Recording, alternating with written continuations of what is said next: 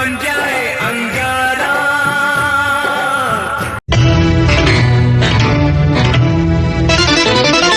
कभी जब बन जाए अंगारा। प्रणाम। DR Mooknayak India TV news channel की तरफ से मैं रिपोर्टर सोनिया बात कर रही हूँ। महिला दिन का प्रोग्राम बहुत ही अच्छी तरीके से मनाया गया। नमस्कार, प्रणाम। डिअर मुकनायक इंडियातर्फे मी देवराजा बोलतो आणि आज आपण इथे अकोले या शहरामध्ये आलेलो आहोत आणि अरुंधती सिरसाट प्रदेश महासचिव आपल्यासमोर आलेला आहे आणि संपूर्ण महिला पण इथे आलेल्या आहेत आणि महाआघाडीतर्फे आम्ही जो 8 तारखेला जो प्रोग्राम महिला दिवसांचा आहे त्यासाठी आम्ही मुंबईला चाललेलो आहोत। तसेच अकोले या शहरातील आम्हाला मॅडम इथे दिसलेले आहेत, त्यांच्याशी आपण चर्चा वार्ता करू आणि कशाबद्दल महिलांचं काय कर्तव्य आहे, काय वर्चस्व आहे, तर त्या 2 शब्द आपल्याला सांगा।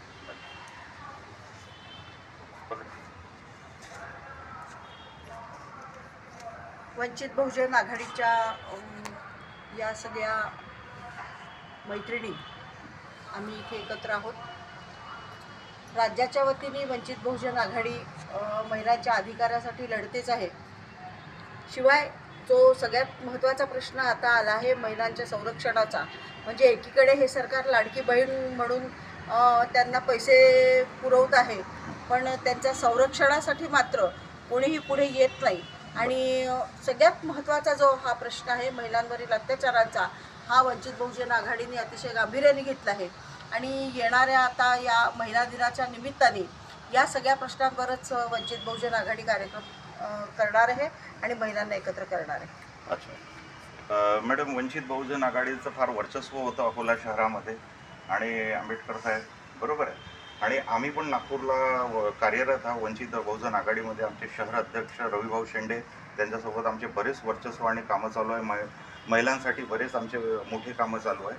आणि या शहरामध्ये आणखी काय काय म्हणजे वक्तत्व आणि कर्तृत्व त्याबद्दल 2 शब्द सांगा। एकतर सगळ्यात तुम्ही जे वाक्य वापरलं की वर्चस्व होतं, वर्चस्व आहेच आणि ते राहणारच आहे, बरोबर आहे। त्यामुळे अकोल्यातच नाही तर मला असं वाटतं की वंचित बहुजन आघाडीला विचारात घेतल्याशिवाय ना कुठलं सरकार स्थापन होऊ शकत, ना कुठलं सरकार जाऊ शकत।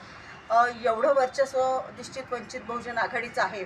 त्यामुळे आणि इथली महिला विंग पण अतिशय सामर्थ्याने पुढे येऊन काम करते आहे सगळ्या प्रश्नांवर।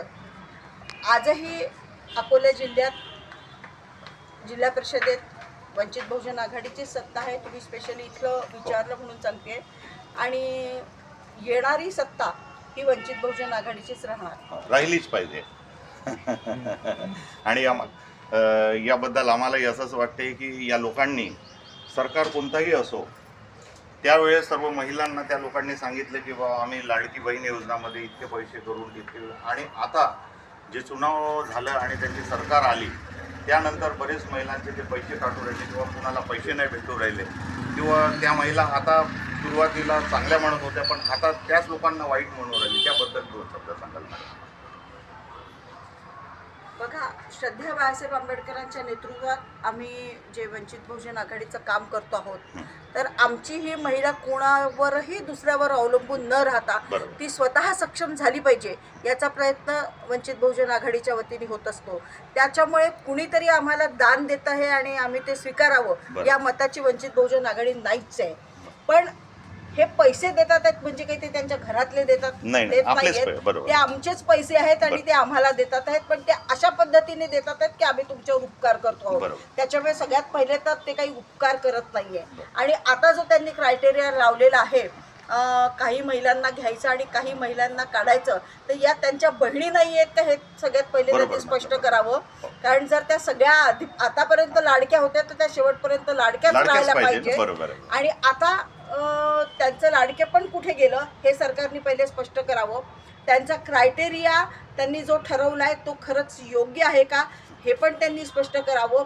ही कुठली स्पष्टता त्यांच्यात येत नाही आहे, पण इलेक्शन आलं की मात्र परत ते तिसरा टप्पा टाकणार आहे हे तेवढंच नक्की आहे। त्यामुळे आमच्या भगिनींना पण मला हेच सांगायचं आहे की आपणही कुठल्या भूलथापांना बळी न पडता आपलं संरक्षण कोण करू शकतं, कुठले मायबाप आपले संरक्षण करू शकतात, याकडे आपण अगदी डोळे उघडे ठेवून पाहिलं पाहिजे.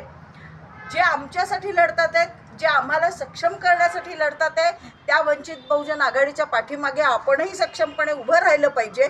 ज्या संविधानामुळे आज आम्ही एवढ्या ताठमानेने जगू शकतो आणि बोलू शकतो, त्या संविधान वाचवण्याचं काम कोण करतं आहे हेही बघितलं पाहिजे. आणि मला असं वाटतं की संविधान वाचवण्याचं काम हे फक्त वंचित बहुजन आघाडी करते आहे. त्यामुळे तमाम ज्या सगळ्या महिला आहेत त्यांनी वंचित बहुजन आघाडीच्या पाठीमागे सक्षमपणे उभं राहावं अशी मी या निमित्ताने सगळ्यांना विनंती पण करते. मॅडमबद्दल एकदम जोरदार काय झालं पाहिजे. फार पूर्ण शब्दामध्ये आपण 2 शब्द आम्हाला सांगितले मॅडम. आणि खरोखरच या महाराष्ट्रामध्येच नाही, पूर्ण भारतामध्ये जे बाबासाहेबांनी आपल्याला सांगितलं होतं की जगा एक वाघावाणी, बरोबर आहे मॅडम. पण खरोखरच की चुनावाच्या पहिले हे लोक आपल्याला मोठ्या मोठ्या गोष्टी करतात आणि आता आपल्याला टोमटरी नाही दाखवत, बरोबर आहे. आणि खरोखरच की या सरकारला आपण काहीतरी आपल्या वंचिततर्फे दाखवलं पाहिजे आणि यावेळेस आपलंच काही ना काही वर्चस्व झालं पाहिजे. असे 2 शब्द मी आपल्या महिलांना सांगतो आणि आपले 2 शब्द समाप्त करतो. धन्यवाद.